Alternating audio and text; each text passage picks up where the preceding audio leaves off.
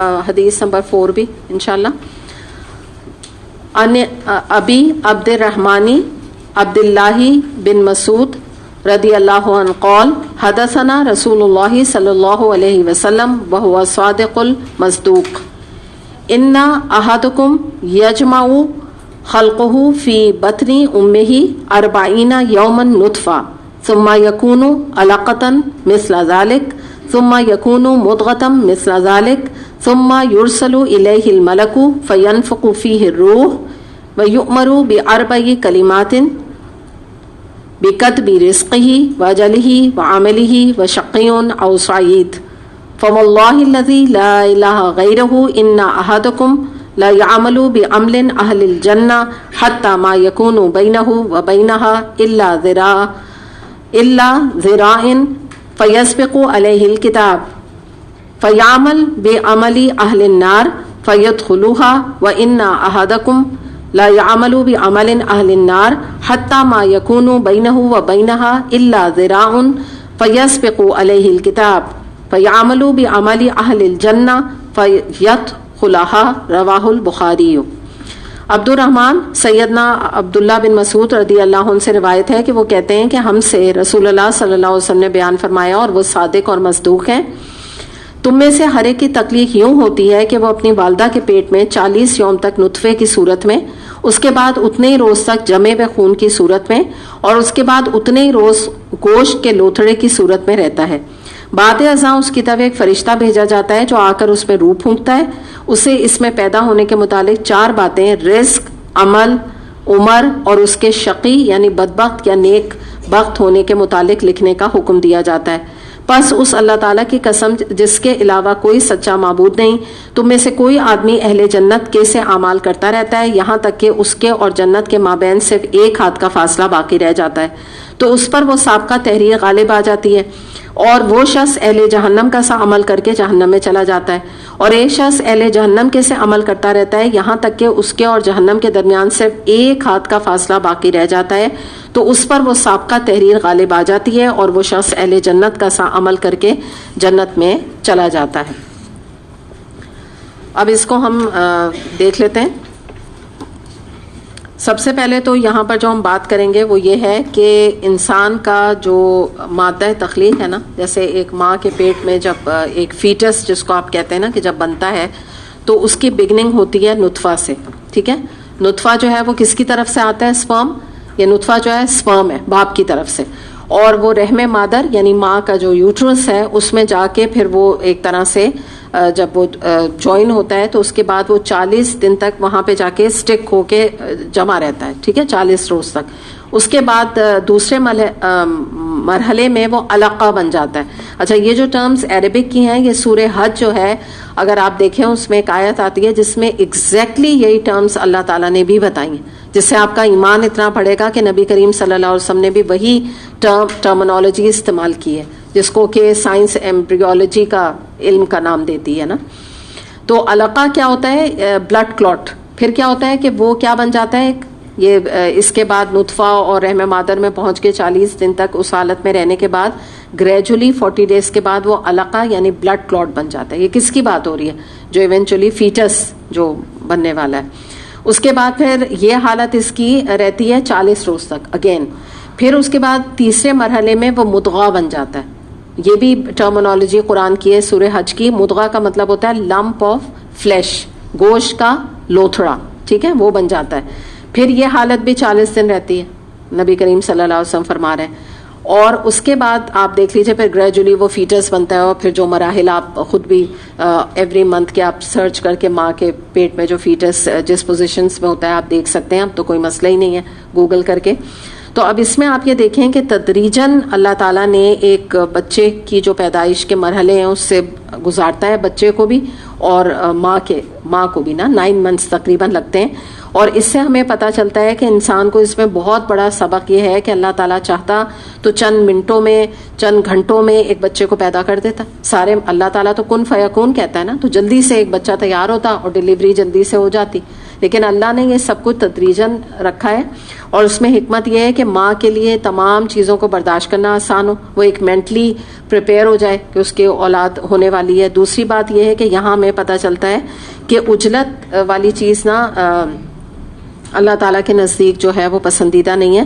زمین و آسمان کو بھی اللہ تعالیٰ نے 6 دنوں میں پیدا کیا، جبکہ وہ کن فیکون کے ذریعے سے فوراً پیدا کر سکتا تھا۔ تو پیشنس کا سبق اور صبر کا جو سبق ہے وہ ہمیں اس بات سے ملتا ہے۔ اس کے بعد پھر اگلی بات یہ بتائی جا رہی ہے کہ یہ جب 40 دن کے 3 مراحل مکمل ہو جاتے ہیں، ٹھیک ہے، ابھی جو ہم نے ایکسپلینیشن اس کی دیکھی، تو پھر اللہ تعالیٰ کیا کرتے ہیں، ایک فرشتے کو بھیجتے ہیں ماں کے پیٹ میں، ٹھیک، اور وہ آ کے روح پھونکتا ہے اللہ کی طرف سے، اور اس کے متعلق یعنی کہ جو وہ فیٹس ہے جو کہ باہر ایک بچہ بن کے نکلنے کا فیوچر میں، اس کی کیا کیا چیزیں ڈیسائیڈ ہوتی ہیں، رزق، عمر، عمل، انجام، یعنی کہ نیک ہوگا یا بد ہوگا، اور یہ تمام امور کیا کہلاتے ہیں، تقدیر، ٹھیک ہے۔ یہ جو یہاں پر آپ نے ابھی ٹیکسٹ میں بھی دیکھا تھا نا کہ بار بار ذکر کیا جا رہا تھا کہ اس پہ سابقہ تحریر غالب آ جاتی ہے۔ سابقہ تحریر کیا ہے،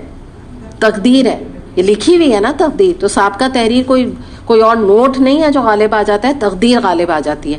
تو اب آپ یہ دیکھیں کہ جیسے قرآن میں بھی ایک آیت آتی ہے اور حدیث کے مطابق بھی اللہ تعالیٰ نے کہا ہے کہ غیب کی کچھ کنجیاں ہیں جو اللہ کے ہاتھ میں ہیں، تو اس میں سے ایک چیز یہ بھی کہی ہے کہ جیسے انسان کہاں مرے گا انسان کو نہیں پتا، اس کے ماں کے پیٹ میں کیا ہے بچہ کا مطلب ایک طرح سے کیا جینڈر کیا ہے یہ نہیں پتا، ٹھیک ہے، اس طرح۔ تو یہ کچھ اور بھی چیزیں ہیں۔ تو اس میں جو یہ بات ہے آپ یہ دیکھیں تو بعض دفعہ لوگ اس بات کے اوپر کرٹیسائز کرتے ہیں کہ آج تو الٹرا ساؤنڈ ہے، ٹھیک، الٹرا ساؤنڈ سے کیسے نہیں جینڈر پتہ چلتا۔ تو اس میں بھی ایک تو پہلی بات آپ یاد رکھیں کہ غلطی کا احتمال ہوتا ہے، میں ایسے بہت تو نہیں، لیکن ہاں میں کچھ لوگوں کو اس طرح جانتی ہوں کہ ان کو شروع سے تھرو آؤٹ کہتے رہے کہ بیٹی ہوگی بیٹی ہوگی، بیٹا ہو گیا، کچھ لوگوں کو بیٹا کہتے رہے، بیٹا کہتے ہیں بیٹی ہوگی، چلیں ٹھیک ہے، یہ ریئر کیسز ہے نا۔ اگر یہ بات ہے تو یہ بات یاد رکھیے گا کہ اللہ تعالیٰ نے قرآن میں بھی اور احادیث میں بھی اللہ تعالیٰ نے صرف جینڈر کی بات نہیں کی کہ صرف اللہ ہی جانتا ہے کہ کیا پیدا ہونے والا ہے، یہ قرآن کی ایک آیت ہے، ٹھیک ہے، اس میں یہ آتا ہے اللہ ہی یہ جانتا ہے کہ کیا ماں کے پیٹ سے ماں کیا جنے گی۔ تو کیا اس سے کیا مراد ہے، مراد اب آپ بات کو اس در سمجھیں گی کہ یہ جو امور ہے نا کہ رزق، عمر، عمل اور انجام کیا ہوگا، وہ فیٹس ہی ہوتا ہے تو یہ فیصلہ ہو جاتا ہے۔ تو آپ بتائیں یہ اور کون جانتا ہے اللہ کے علاوہ؟ تو یہاں صرف جینڈر کی بات نہیں ہو رہی تھی، ٹھیک ہے، ان چیزوں کی بات ہے کہ یہ اللہ کے سوا کوئی نہیں جانتا کہ اس کو کتنا رزق ملے گا، کتنی عمر اس کی ہوگی، اللہ نہ کرے کوئی 1-2 مہینے میں اس کی ڈیتھ ہونے والی ہے یا 60 سال کی عمر پانے والا ہے، عمل کیسے کرے گا، نیک ہوگا یا برا عمل کرے گا، یہ سب امور تقدیر کے ہیں جو کہ فیٹس ابھی پورا 40 آپ سمجھیں یہ بس سٹیجز گزرے ہیں اور یہ سب کچھ ہو گیا۔ اور کیا بات ہے پھر مزید بات ہمیں حدیث سے پتہ چلتی ہے کہ ہر انسان کی تقدیر زمین اور آسمان کی تخلیق سے بہت پہلے لوح محفوظ جو کہ اللہ تعالیٰ کے پاس کتاب ہے اس میں اللہ نے لکھ دی ہے، ٹھیک ہے۔ اب یہاں پہ بڑا امپورٹنٹ سوال آتا ہے جو شاید آپ کے بھی ذہنوں میں آنا شروع ہو گیا ہو، وہ سوال یہ ہے کہ عام طور پہ لوگ تقدیر کے بارے میں بات کرتے ہوئے کنفیوژنس کا شکار ہوتے ہیں، اور ایک بات آپ اس سے پہلے میں آپ کو یہ بتا دوں کہ اس سے پہلے آپ اپنے دماغ میں کویسچنز کو پکانا شروع کریں تو ایک بات سن لیجیے گا کہ تقدیر کے بارے میں نبی کریم صلی اللہ علیہ وسلم نے بات کرنا بہت ناپسندیدہ قرار دیا، کیونکہ اس سے ہماری نا کوئی ہدایت کا اس کے اوپر دار و مدار نہیں۔ ایک دفعہ صحابہ کرام تقدیر کے مسئلے کے اوپر بات کر رہے تھے تو نبی کریم صلی اللہ علیہ وسلم وہاں آئے اور آپ نے جب ان کو تقدیر کے اوپر بحث کرتے ہوئے اور بات کرتے ہوئے دیکھا تو آپ کا چہرہ سرخ ہو گیا، اور آپ نے کہا کہ تم لوگوں پہ یہ وقت آ گیا ہے کہ اب تم اللہ کی باتیں مطلب مراد یہ کہ کوئی اور بات کرنے کے تم تقدیر کے اوپر باتیں کرنا شروع ہو گئے ہو۔ یہ تو نہیں کہا اللہ کی بات، ظاہر سی بات ہے کہ وہ کوئی غلط بات تو نہیں کرتے تھے، وہ اسی کے حوالے سے تقدیر کے اوپر کچھ کویسچنز ان کے دماغ میں اٹھ رہے تھے جس کو وہ ڈسکس کر رہے تھے، تو آپ نے فوراً اس کو ڈسکریج کر دیا اس بات کو۔ تو پہلی بات آپ یہ سمجھ لیجیے گا، کیونکہ جتنا زیادہ انسان اگر تقدیر کے اوپر بہت زیادہ ڈیپتھ میں جانے کی کوشش کرتا ہے تو اللہ معاف کرے ایگنوسٹک ہونے کا ڈر ہوتا ہے, ایتھیسٹ ہونے کا ڈر ہوتا ہے, اور بعض دفعہ گمراہ بھی انسان ہو جاتا ہے. تو مگر یہ کہ ہم اس کے اوپر ایک جو علماء نے جس حد تک بات کی تو اس کے اوپر ہم اتنی بات ضرور کر لیں گے کہ ایک سوال جو لوگوں کو پریشان کرتا ہے وہ یہ کرتا ہے کہ جب ہمارے اللہ نے اوپر ہمارے فیٹس ہی میں یعنی ایک بچے کو یہ فیصلہ کر دیا گیا کہ وہ نیک اور بد ہوگا یا جنتی ہوگا دوزخی ہوگا, تو اب ہمیں عمل کرنے کا کیا فائدہ ہے؟ ٹھیک ہے, یہ کوشچن آتا ہے نا بعض لوگوں کے ذہنوں میں, بچوں کے بھی اور بھی لوگوں کے. تو اس کا سوال کا جواب یہ ہے کہ یہ بات جو لوگوں کے ذہن میں اٹھتی ہے یہ تقدیر سے لا علمی کی بنا پر ہے. کیونکہ بات یہ ہے کہ تقدیر جو ہے وہ اللہ تعالیٰ کے ازلی علم کا نام ہے. ٹھیک ہے, یا آپ لوگ لکھنا چاہیں تو لکھ لیں کامل علم یا ازلی علم.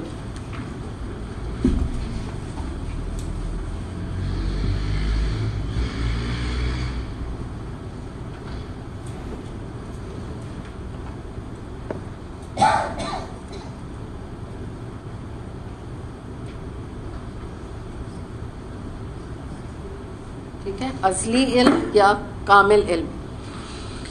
اب یہ جو چیز ہے نا اس سے مراد یہ ہے کہ اللہ تعالیٰ اپنے کامل علم آپ سمجھتے ہیں نا, کمپلیٹ, ٹھیک ہے, مکمل اللہ کا جو علم ہے اس کی کمپریہنسو, آپ اس کو یہ بھی کہہ لیں کمپریہنسو علم جو ہے اس کی بنا پر اللہ تعالیٰ جانتا ہے اچھی طریقے سے دو باتیں. ٹھیک ہے, کیا دو باتیں؟ انسان کے اعمال کیا ہوں گے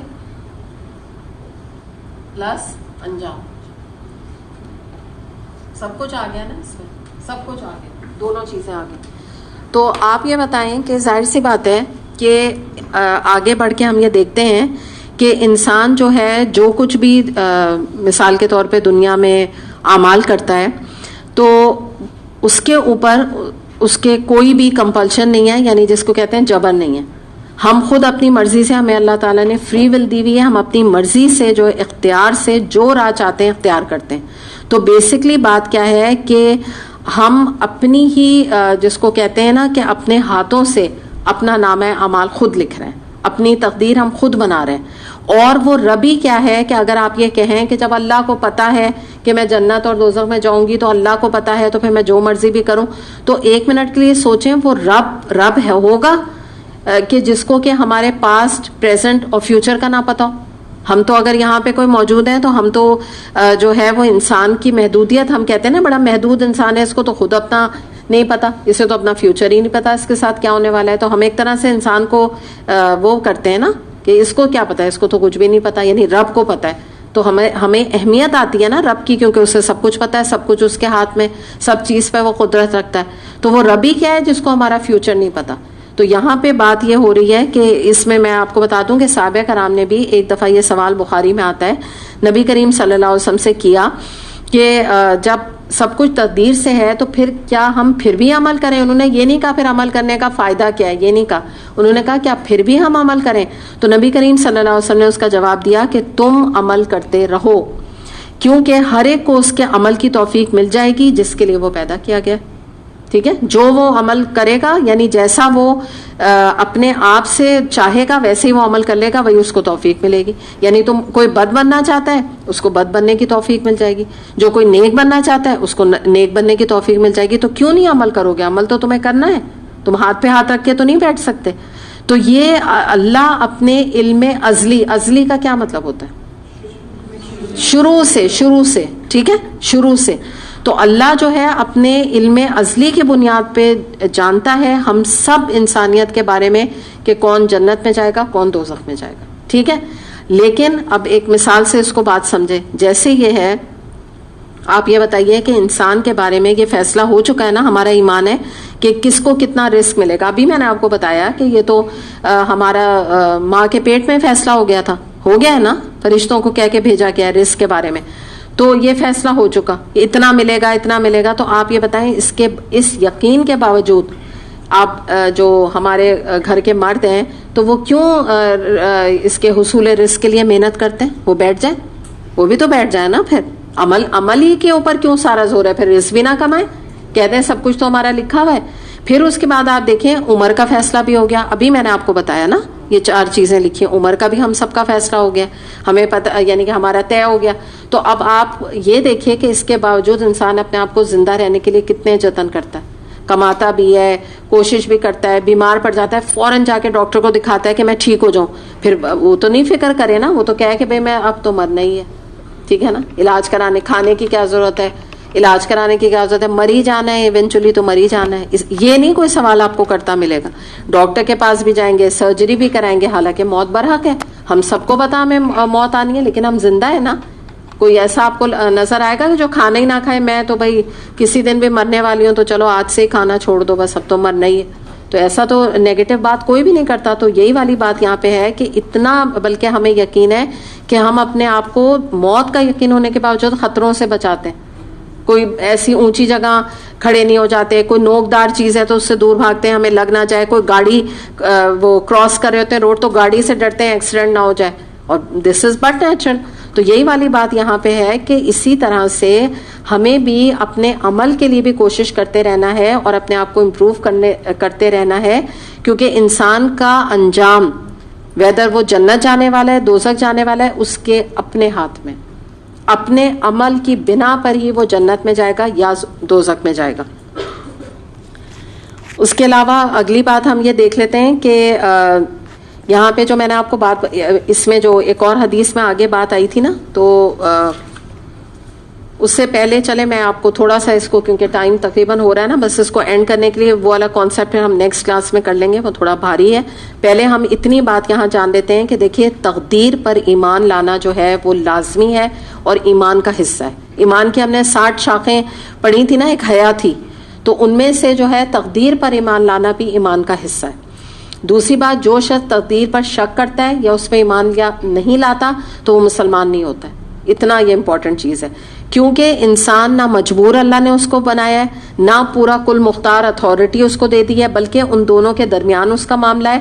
اللہ کسی کو بھی زبردستی ہاتھ پکڑ کے نہ جنت میں لے جاتا ہے نہ اللہ تعالیٰ جہنم میں لے جا رہا ہے. اللہ نے انسان کو دیکھیے نمبر 1 عقل دی ہے, نمبر 2 قرآن بھیج دیا ہے جو کہ کرائٹیرین ہے, حق و باطل کا فرق واضح کرتا ہے. رسول پہلے بھیج دیے, آج ان کی جگہ پہ دائی موجود ہیں, قرآن کا پیغام آگے پہنچانے والے لوگ ہیں.